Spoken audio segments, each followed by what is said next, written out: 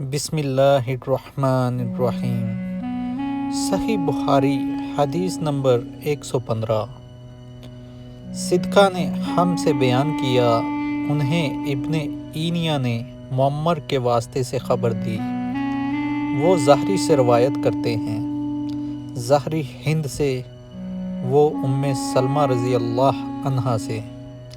دوسری سند میں عمرو اور یحییٰ بن سعید زہری سے، وہ ایک عورت سے، اور وہ ام سلمہ رضی اللہ عنہا سے روایت کرتی ہیں کہ ایک رات نبی کریم صلی اللہ علیہ وآلہ وسلم نے بیدار ہوتے ہی فرمایا کہ سبحان اللہ، آج کی رات کس قدر فتنے اتارے گئے ہیں اور کتنے ہی خزانے بھی کھولے گئے ہیں۔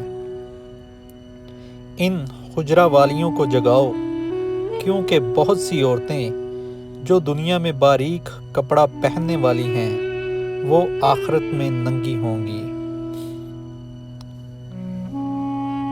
صحیح بخاری حدیث نمبر 116۔ حضرت عبداللہ بن عمر رضی اللہ عنہما نے فرمایا کہ آخر عمر میں ایک دفعہ رسول اللہ صلی اللہ علیہ وآلہ وسلم نے ہمیں عشاء کی نماز پڑھائی۔ جب آپ صلی اللہ علیہ وآلہ وسلم نے سلام پھیرا تو کھڑے ہو گئے اور فرمایا کہ تمہاری آج کی رات وہ ہے کہ اس رات سے 100 برس کے آخر تک کوئی شخص جو زمین پر ہے وہ باقی نہیں رہے گا۔